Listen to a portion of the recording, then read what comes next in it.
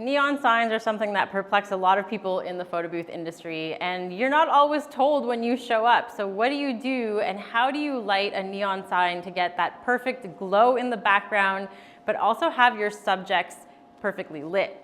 So I'm going to show you how to do that using a DSLR or mirrorless booth. So the first thing that you're actually going to do is you're going to turn your flash around, and I know this might seem weird, but there's a few reasons for this. One, if you have your flash in the other direction with your giant umbrella, you have this really big circular white thing sticking out, and that is going to reflect in the back of your plexiglass. Even if you have a minimal amount of plexiglass like this, it's still going to show up. The other reason is that the umbrella actually spreads light everywhere, so it's lighting even your backdrop, and we actually don't want to light our backdrop.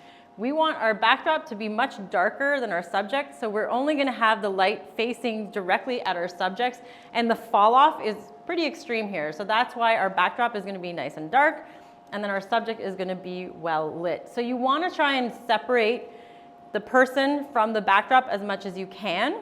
So we like to do about 2-3 feet away. So here's the backdrop. This is where people generally will stand. If you know you're going to be doing a lot more groups, then move your photo booth back. You can move it farther back than the suggested 6 feet we normally do. In terms of my camera settings, so I have my camera set at ISO 200 right now, and my shutter speed is at 1/60. The reason for this is that you want to let in as much ambient light as possible. And then my aperture is at 16, so everything's going to be really well focused. But also I'm controlling how much ambient light I'm going to have in the background. So essentially what I'm doing is actually exposing for my backdrop and then filling with my flash for the person in front. Now my flash is also set at a really low setting. It's at 1/16 plus 0.07. And that is just because, again, I only want to fill flash the person in front. Now normally, I would also have a little sock that goes on top of this to diffuse the light a little bit, but I lost it, so I need to order another one from Amazon. So let me show you what this actually looks like, because it is really nice. The other thing you want to keep in mind too, if you are getting a neon sign and it does have the ability to dim, you actually want to have the light a little bit lower.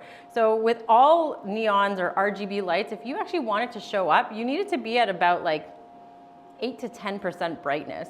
These ones are not actually dimmable, but they're still pretty good in terms of like what they're at right now.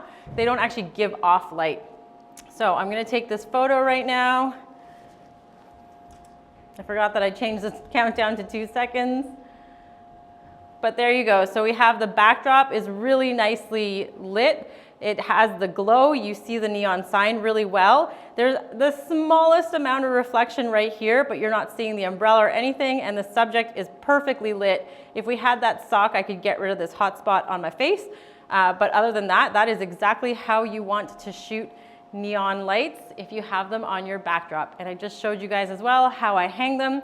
So hopefully the next time you show up to an event and there's a neon light, you're going to have nothing to worry about because you're going to know exactly how to pull it off.